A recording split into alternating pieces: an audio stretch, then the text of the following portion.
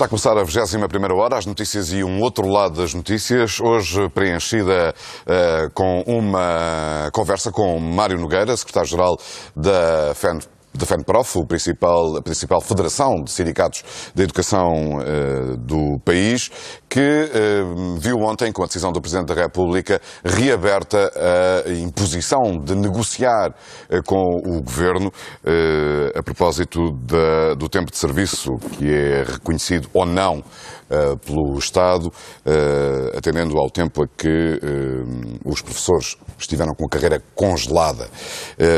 Muito boa noite, Mário Nogueira. Boa noite. O que é que há neste momento então para negociar? É tempo ou condições? Eu diria que tudo. Penso que neste momento o que há para negociar, de facto, é o que estava por negociar no início deste processo. Portanto, mas para si não há o tempo que está inscrito nesse crachá que traz permanentemente, 9 anos, 4 meses e 2 dias, isso não é negociável. Porque isso, do ponto de vista legal, não está em cima da mesa da negociação. Portanto, o Governo assumiu com os professores em novembro, de 2017, a recuperação completa do tempo de serviço e a recomposição da carreira assenta em 3 variáveis, uma o tempo, uma o prazo e outra, a terceira, o modo. Ficou claro que 2 delas, o prazo e o modo de recuperar, seriam negociadas. Isso depois verteu para o Orçamento de Estado de 2018. Dúvidas houvesse, é aprovada uma resolução em dezembro do ano passado na Assembleia da República, aliás com o voto favorável do Partido do Governo, do Partido Socialista, recomendando ao Governo precisamente a contagem do tempo integral.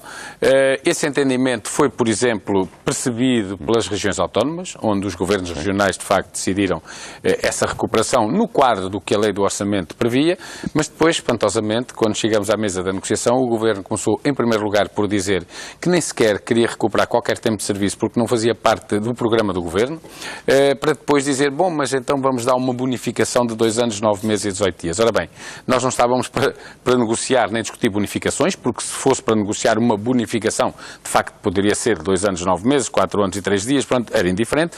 Nós estávamos, de facto, para negociar aquilo que toda a gente sabia. O ministro que desenvolveu essas negociações em nome do Governo é o mesmo. O Ministro apareceu muito pouco, nós vimos-lo muito pouco. Normalmente as negociações decorreram com a presença da Secretária de Estado Adjunta e da Senhora Secretária de Estado também da Administração e Emprego Público. Portanto, eu diria que o Ministério ou o Governo é o mesmo. Mas, exatamente, o Ministério é o mesmo. Exatamente, só que o Ministério... A explicação é que, enfim, eu acho que os portugueses reconhecem em si uma atitude muito combativa na sua atividade de líder sindical. E, portanto, é previsível ou expectável que tenha perguntado, mas o que é que aconteceu? Porque é que agora estamos a discutir o que não era para discutir? Que resposta é que lhe foi dada? Não foi dada nenhuma, de facto, quando nós alegámos precisamente a questão legal, quando falámos da lei, quando falámos de uma lei de valor reforçado como a lei do orçamento, o Governo dava-nos uma justificação que não tinha sentido. Em primeiro lugar, falava apenas em 7 anos, aliás, como o Decreto-Lei agora também refere, e o Sr. Presidente da República ontem acaba por falar porque se refere àquele Decreto-Lei, ou seja, ignorava os 2 anos, 4 meses e 2 dias do primeiro congelamento, que na região autónoma dos Açores já tinha sido, já foi anteriormente recuperado, na Madeira ainda não, é agora.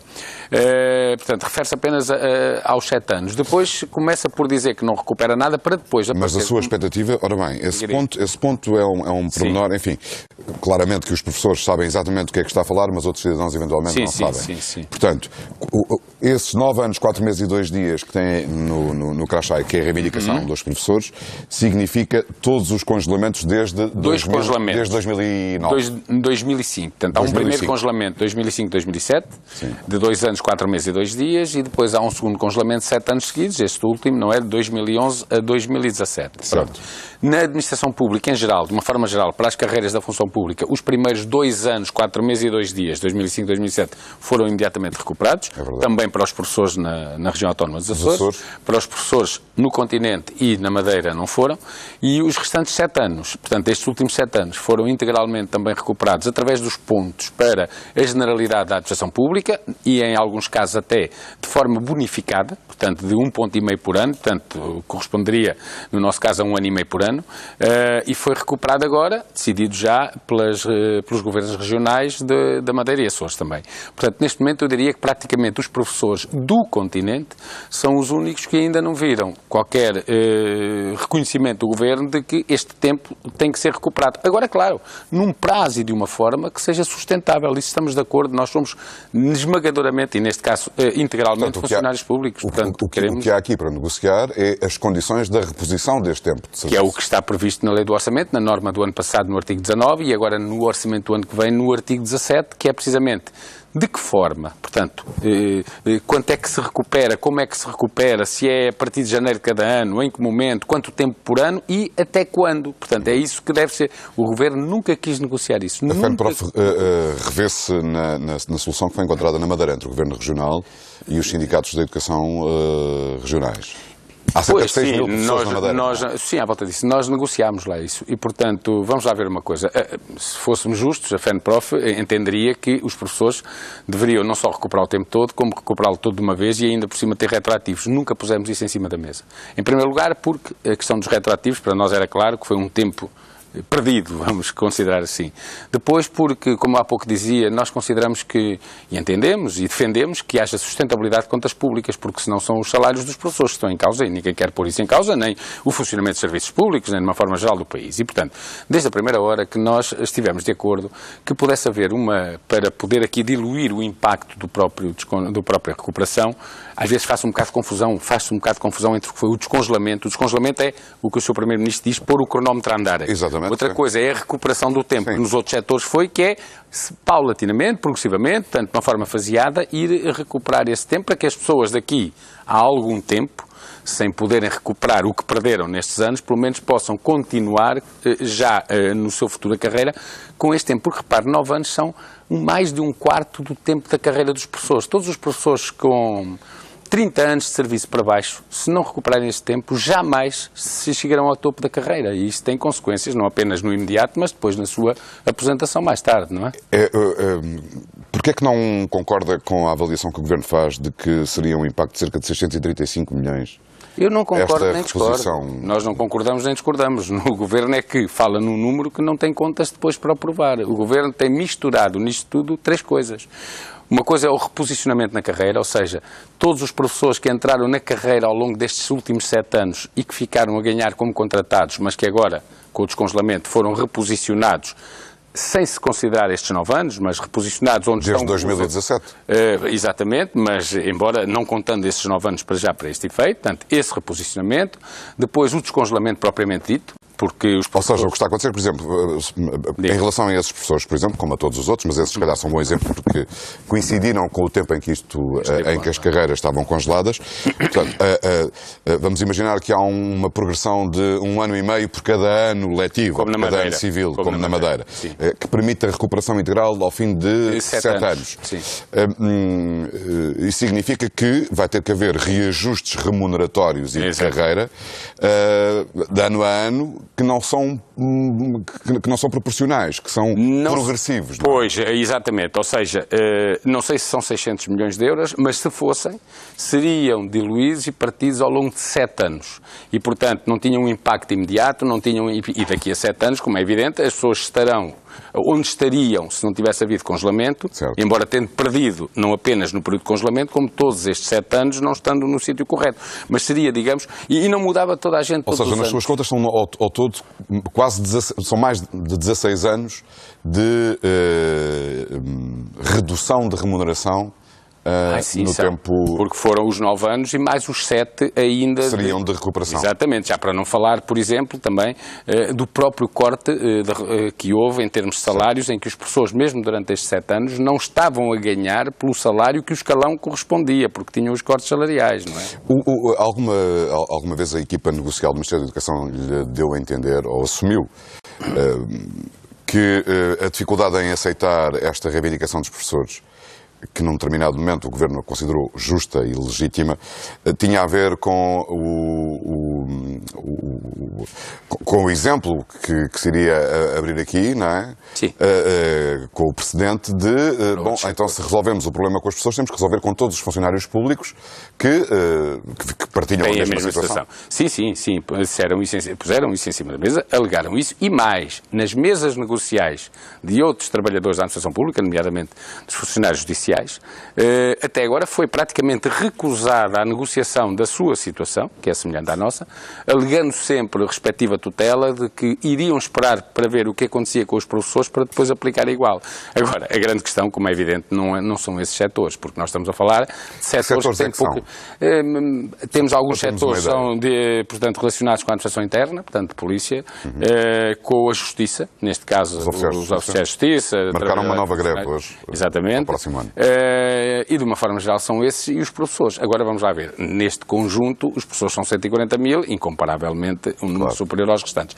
Mesmo no caso do ensino superior, havendo ainda problemas, por exemplo, com os docentes no que tem a ver com carreira, não tem a ver com isto. Porquê? Porque os setores que neste momento estão a ser penalizados são aqueles em que os anos de serviço não se transformam, não se convertem em pontos. Onde se convertem em pontos, o Sr. Primeiro-Ministro, logo após o descongelamento, disse que iria atribuir os pontos a toda a gente, mesmo que não tivesse havido avaliação de desempenho, que com os professores não aconteceu, porque tiveram que fazer os seus processos de avaliação anuais e a formação contínua, mas mesmo que não tivesse havido, seriam atribuídos os pontos. E foram. E houve até casos de reposicionamentos em que levaram a que houvesse uma progressão de 2 escalões, por exemplo, no só ano. O que está correto, nós isso não contestamos nada. O que nós contestamos é a discriminação.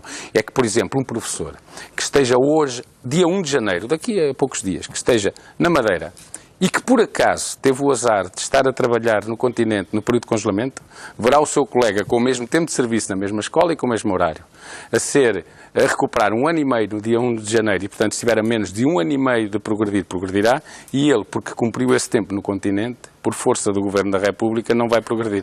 Pelo seu raciocínio, não aceitará nenhuma solução que seja diferente ou muito diferente daquela que foi encontrada na Madeira? Sim, primeiro porque seria ilegal. Depois porque seria... Mas os Açores também não é igual. Pois, os Açores até é melhor que a Madeira, por uma razão simples, porque já recuperaram os 2 anos, 4 meses e 2 dias. Sim. Já tinham recuperado. Portanto, os Açores até vão recuperar em menos tempo, em 6 anos, porque já só vão recuperar 7 anos. Até é uma coisa curiosa. Quem era presidente do Governo Regional dos Açores quando se deu a primeira recuperação é o atual presidente do Partido Socialista, que aliás é também líder parlamentar. Curiosamente, eu até gostava de saber, aliás, já desafiei, já lancei esse repto, qual é a posição do senhor líder parlamentar do Partido Socialista relativamente à situação dos professores dos Açores. Se é contra, os professores dos Açores gostariam de saber isso, mas eu não acredito, será a favor, então... Porque é que o partido que ele lidera no Parlamento vota contra que no continente o tempo se recupere. Os anos cá têm os mesmos 365 dias que nas outras regiões. Ou seja, a partir do momento, mesmo que o argumento do ponto de vista financeiro para si fosse válido, é impossível aceitá-lo a partir do momento em que há negociações diferentes nas regiões autónomas. Claro. É impossível aceitar a partir do momento em que há uma lei do orçamento que manda recuperar, a partir do momento em que está criada ou que ficaria criada uma situação que pode ser inconstitucional do ano anterior. Mas é que o problema é que a lei do orçamento de 2019 repete exatamente a norma. Porquê? Porque o Parlamento, aquilo é que o Sr. Primeiro-Ministro chamou uma coligação negativa, porque o partido do Sr. Primeiro-Ministro não entrou nela. Exatamente, até era negativa porque ele não estava, não é? Decidiu o Parlamento que, como considerou que este decreto-lei, já agora que tem uma novidade, acho eu, é um decreto-lei que o Governo aprovou 2 vezes, aprovou em 4 de outubro e em 20 de dezembro. Não sei se há na história outros decretos-leis aprovados 2 vezes pelo Governo. Mas esse é um pormenor. Agora, a questão é essa, é que a Assembleia da República considerou que este decreto-lei não cumpria o orçamento de 2018 precisamente porque não recuperava o tempo todo. E então repetiu exatamente a norma no 2019 e até com um acrescento, que era o primeiro ponto da proposta que o PCP tinha apresentado, que era, clarificou que é apenas o modo e o prazo podem estar em negociação. Isso é importante. Não o tempo em causa. Agora, é claro, como nós sempre dissemos e nós estivemos completamente disponíveis para isso, nós até chegámos a pôr, agora ainda nesta reunião, dia 18 de dezembro, ao Governo a seguinte posição. Se o Governo quer recuperar apenas 2 anos, 9 meses e 18 dias, nós aceitaremos, sem negociar mais nada, que fique agora essa recuperação.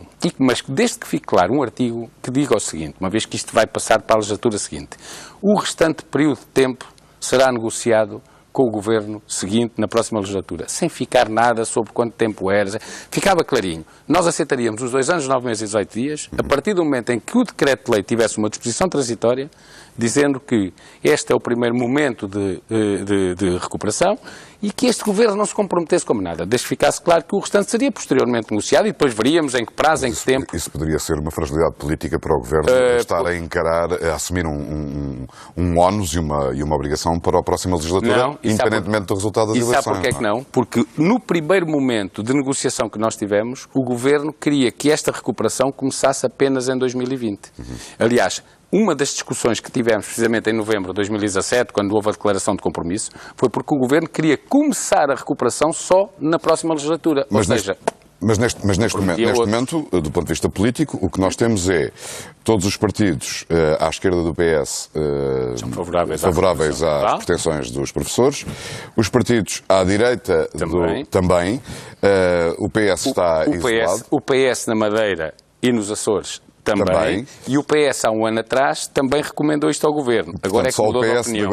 Só o PS continental de hoje é que está contra. Então, essa reunião do dia 18 que fez referência suscita-me algumas dúvidas. Enfim, foi uma reunião muito breve. Sim, acabou por ser breve, porque o Governo perguntou-nos, fomos nós que pedimos a reunião, não é? Sim. Reunião de negociação suplementar. Mas foi aquela reunião em que... Essa foi a última ou foi... Não, foi a última em que o Governo comunicou que não há mais nada a negociar, a não ser que vamos publicar este decreto-lei. O Governo, eu acho que tentou fintar, entre aspas, e pedindo desculpa pela expressão, tentou fintar o Sr. Presidente da República. Então tentou dizer ao Sr. Presidente da República o seguinte: a Assembleia da República disse que nós tínhamos que voltar a negociar. E nós já marcámos a negociação. No dia 4 convocámos os sindicatos para o dia 5, eles pediram uma negociação suplementar, fez ao dia 18, já não há mais nada a conversar com os sindicatos. Só que esqueceu-se... Está cumprida a determinação da Assembleia. Só que esqueceu-se, e o Sr. Presidente da República esteve atento, que de facto, quando a Assembleia decidiu isso, decidiu no âmbito da Lei do Orçamento do Estado de 2019. E como ela só entra em vigor no dia 1 de janeiro, era um bocado estranho que fosse por antecipação que se fazia a negociação. Nós denunciámos isso e é precisamente com base nesta irregularidade, no fundo, que o Sr. Presidente da República acabou por não promulgar-se. Então, e agora o que é que espera que aconteça? Ou seja, porque a equipa negocial é a mesma. Acha que há condições para negociar com esta equipa? Sim, para nós há condições para negociar com qualquer equipa, desde que cumpram a lei. Portanto, eu penso que neste momento o que vai acontecer... Mas esta equipa é a mesma do PS de há um ano, do programa de governo de há 3... mas é uma equipa... Como acabou de dizer, não é? Sim, mas que tem uma realidade nova. É que sabe que o decreto-lei que aprovou por 2 vezes o Governo foi vetado, e não cumpre a lei. Aliás, é o seguinte, nós no dia 3, que é o primeiro dia de aulas do segundo período, estaremos, nós, FENPROF, mas não só, as 10 organizações sindicais que estamos em convergência nesta negociação, estaremos à porta do Ministério da Educação, da Residência Oficial do Sr. Primeiro-Ministro, nós vamos decidir, estaremos à porta de um membro do Governo para dizer que nós estamos aqui, nós estamos prontos, nós estamos disponíveis, vamos a isto, despachemo-nos, já sabemos o que é que cada um pensa, mas também já sabemos o que é que os parlamentos deste país, os 3, os regionais e o nacional, pensam.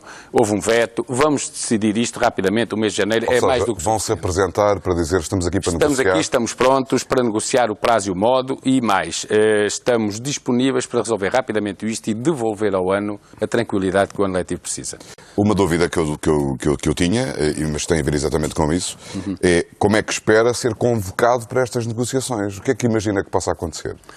Eu, para já, o que penso que vai acontecer é que vamos receber uma convocatória nos termos da Lei da Negociação Coletiva para iniciar um processo ao abrigo daquilo que o artigo 17 da Lei do Orçamento do Estado para 2019 impõe. Mário Nogueira, então, deixa-me perguntar-lhe, então, as pessoas que lhe vão enviar essa notificação, não é? Essa convocatória, são as mesmas que no dia 18 lhe disseram não há mais nada a negociar. Exatamente.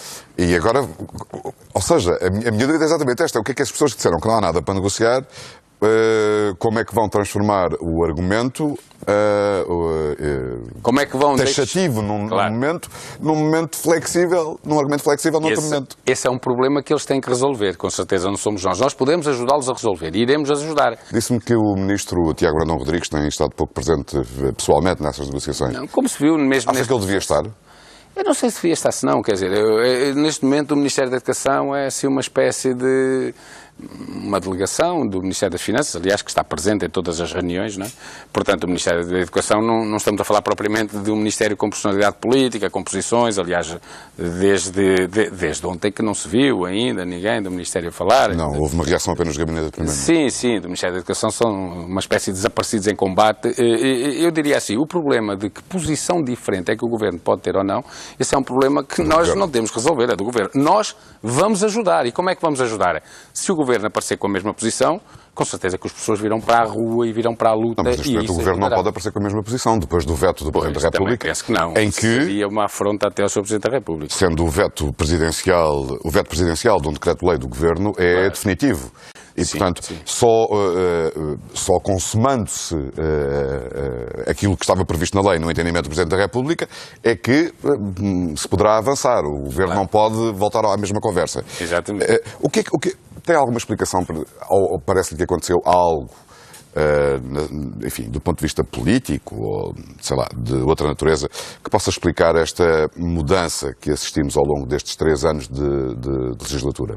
Que é, no início, o Ministro da Educação era encarado por si próprio e pelas estruturas sindicais como uma pessoa que ouvia os professores, que poderia ajudar a resolver o clima de instabilidade e de conflito que se tinha instalado no setor da educação em Portugal, para chegarmos agora a uma situação destas tão fraturante. Sim, eu penso, no início foi, aliás, o próprio Ministro da Educação que propôs até a realização, lembra-se com certeza, de reuniões trimestrais para fazer uma avaliação das políticas e podermos resolver problemas como o problema daquele exame da PAC dos professores, resolver o problema das bolsas de contratação de escola, os problemas da requalificação dos docentes, que já havia alguns professores que aí estavam, portanto, deu resposta a um conjunto eu diria, na primeira metade da legislatura, a um conjunto de problemas que foi resolvendo. A segunda metade da legislatura, para a qual foram sendo empurrados os problemas maiores e os problemas que obrigavam o investimento, que é coisa que não houve, no caso da educação houve uma estagnação completa em termos orçamentais, começaram a ser necessárias outras medidas. Medidas que tinham a ver com os horários de trabalho dos professores, mas que exigiam mais professores nas escolas. Que tinham a ver com a resolução do problema da precariedade, mas que obrigava a meter mais gente nos quadros. Problemas que tinham a ver com a questão das carreiras, mas que obrigava a uma despesa maior. E, portanto, quando chegámos, eu diria, às questões complicadas, o Governo ainda teve, no final dos primeiros 2 anos da legislatura, ainda teve ali uma fase em que, para não arranjar logo os problemas, foi empurrando-os para a frente. Foi assinando compromissos. Como quem diz, não é agora, mas daqui a pouco já vai ser. Só que o tempo chega sempre, não é? E quando chegou, foi zero. E agora o conflito está lá, e eu acho que aqui nesta matéria o Governo não pode deixar, ainda por cima está completamente isolado, porque depois desta situação... Mas não classifica isso como uma inabilidade, atendendo a que empurrar o problema para o ano das eleições? Do ponto de vista político, não estou a ver como é que algum manual de política o possa aconselhar, não é? Pois, eu não sei, quer dizer, eu penso que a questão aqui foi querer fazer omeletes sem ovos e, portanto, do início foi-se, com o pouco que havia, foi-se tentando fazer ali uma gestão do problema. Aliás, nós na altura até tínhamos uma expressão que era o Governo, na educação, tem dado sinais interessantes, veremos se passa para a fase das medidas importantes, de facto. E não passou. Ficou pelos sinais interessantes e, a partir daí, as medidas perderam todo o interesse, porque o problema aqui é uma questão de falta de investimento. Ainda há pouco tempo, o Conselho Nacional de Educação, quando aprovou agora o relatório sobre a educação do ano passado, 2017-18, uma das conclusões a que chegou foi que, de facto, houve um decréscimo de investimento na educação, não houve um aumento. E, portanto, estas coisas é como tudo, não é? Será a altura para eu lhe perguntar qual é que é a avaliação que faz do mandato desta equipa do Ministério da Educação, porque, enfim, claro que há muitas questões laborais e remuneratórias, mas essa não é, ou não deve ser, em último lugar, a principal razão de avaliação e de análise de alguém que tutela a educação, não é? A forma como a educação é ministrada, é claro que as condições dos professores são fundamentais mas há mais do que isso. Claro. Do ponto de vista de modelo de ensino, acha que o Ministro que esta equipa tem feito um bom trabalho, ou Portugal também estagnou? Não, estagnou. Eu acho que houve muitas medidas, um pouco faz de conta. um pouco faz de conta. Por exemplo, nós falamos da flexibilidade curricular. Bom, em algumas escolas pode haver um ou outro projeto. Na maior parte das escolas, falando com os diretores, com os colegas, o que dizem os colegas. Nós hoje fazemos exatamente o que fazíamos, só que chama-se outra coisa. Ou, bom, isto resultou apenas numa sobrecarga maior de trabalho ainda para toda a gente aqui na escola, porque querem que nós flexibilizemos o currículo, mas não há condições para fazer. A questão da inclusão escolar. O decreto-lei que sai da inclusão escolar, para quem o lê, como se costuma dizer, ninguém os leva presos, porque de facto tem um preâmbulo extraordinário daquilo que é e que deve ser a inclusão. Depois vamos ler o resto e principalmente olhar para o que se passa nas escolas e é uma confusão instalada porque as condições para que funcionasse de facto um regime de inclusão, que é muito importante que aconteça, não foram criadas. Ou seja, não faltaram ideias, mas depois faltaram foi os recursos. E, por exemplo, portanto, as escolas não funcionam bem.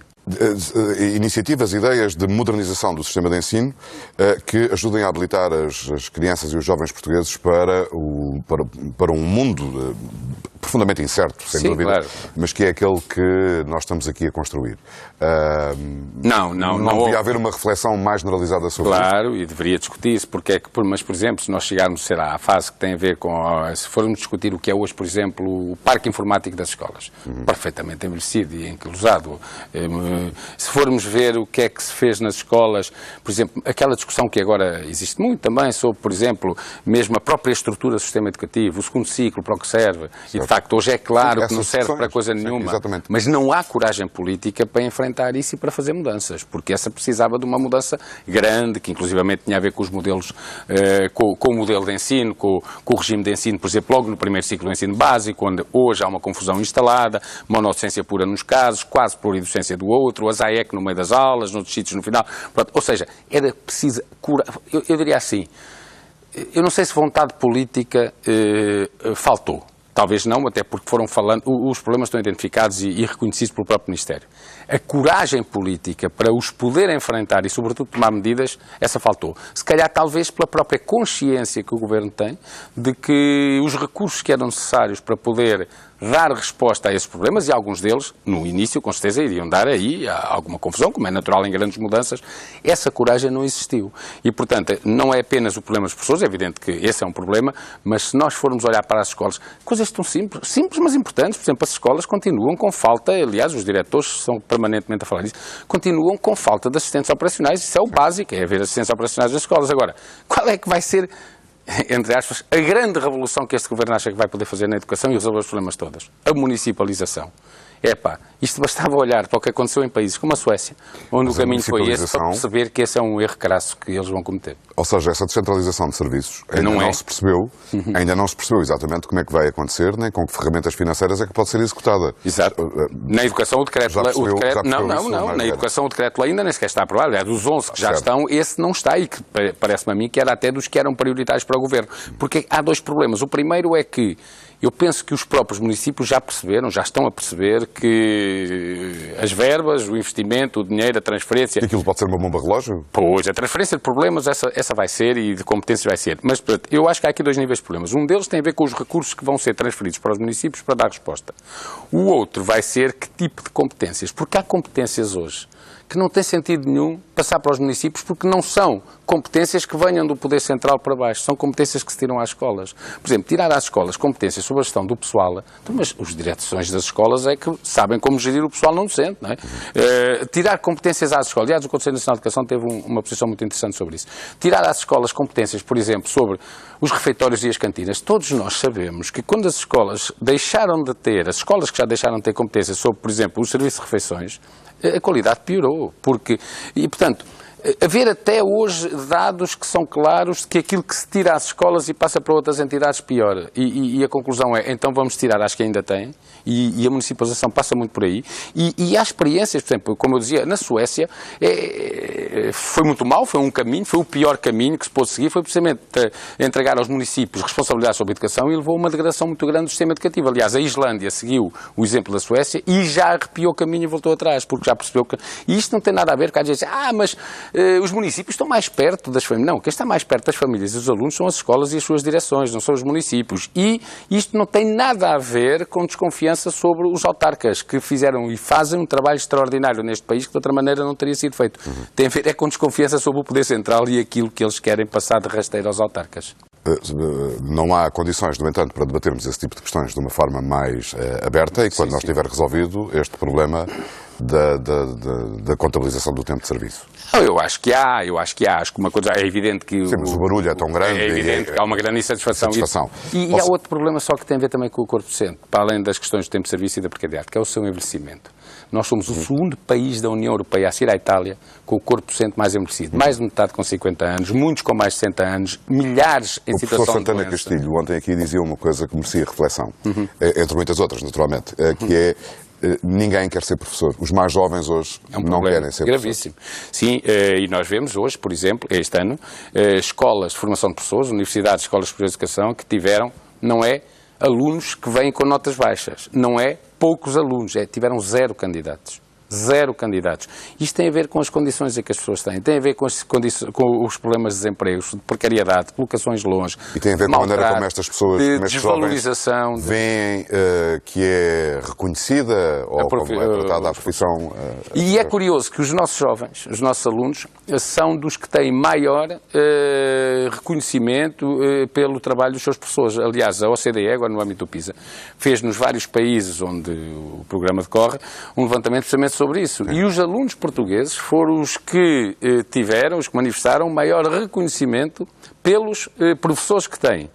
E depois, no entanto, perguntados, e quem quer ser professor não queriam. Portanto, não se trata aqui de uma coisa já, não gosto dos professores, eles não trabalham bem. Não, este é que é o paradoxo, é que tem um grande reconhecimento, aliás, uma boa consideração, as famílias também, os estudos de opinião que existem vão nesse sentido, mas se o meu filho puder não ser, tudo bem. E não são, e agora não há candidatos. E isso pode levar-nos a um problema que daqui a... Calcula-se que até 2023, segundo o próprio Ministério da Educação, se aposentarão 11 mil professores. Hoje já há falta de professores em algumas áreas. E não tarda... Portugal não tem professores. E vai acontecer o que acontece noutros países, em que começam já a discutir que pessoas é que podem voltar a dar aulas. Lembra-se, todos nos lembramos que há muitos anos atrás, logo a seguir ao 25 de Abril, quando se dá a democratização do sistema e não havia professores, até se costumava... Tínhamos soldados? Não era? Até se costumava dizer, quem não sabe fazer mais nada vai para professor. Sim, não era? Nessa altura, sim, mas houve campanhas de alfabetização feitas pelas Forças Armadas, e muitos professores de educação física. Hoje, Portugal é dos países que tem os professores mais qualificados, porque ninguém pode sequer concorrer a um concurso, por exemplo, a um quadro, se não for... não tiver formação científica, se não for profissionalizado. Só assim é que se pode ser candidato. Os professores em Portugal são dos mais bem qualificados da Europa. Agora, na verdade, da maneira como os governos, o Estado português e os seus governos têm estado a tratar os professores, evidentemente que cada vez são menos os jovens que querem ser, e um dia destes, não sei se vamos recrutar ao Brasil, porque o professor Nuno Carato, uma vez, quando confrontámos com isso, dizia que, se é uma questão de língua, vai-se buscar ao Brasil. Mas isto não pode ser visto assim, porque, na verdade, nós precisamos ter profissionais bem formados, bem qualificados, capazes de preparar os jovens para o futuro, para desafios, como disse, que são enormes, e hoje os nossos jovens são muito reconhecidos. São dos que tiveram melhores desempenhos e evolução, por exemplo, no âmbito do PISA e desses estudos internacionais, são dos que a própria OCDE reconheceu que tem a ver com o trabalho. Utilizado uma informação do relatório da OCDE sobre os salários das professoras que mereceu uma grande repulsa. Porque foi uma mentira a maneira como se fez, porque não se fez a comparação que aquilo tinha a ver, não era o valor do salário, mas tinha a ver com níveis de poder de compra, porque o valor do salário estava muito abaixo. Aliás, a própria OCDE reconhece isso. Nos últimos 30 segundos que tenho, tem alguma data de limite de referência para que seja reiniciado o processo negocial agora com o Ministério? Não, como disse, eu acho que neste momento não há dúvida nenhuma de que ele deve rapidamente correr. Primeiro porque temos o ano a avançar rapidamente, vamos entrar talvez num dos períodos decisivos do ano letivo, que é o segundo período. Depois vem o último período em que se costuma dizer já não há aulas, o que há é a preparação já para a fase final e para as avaliações finais e para os exames.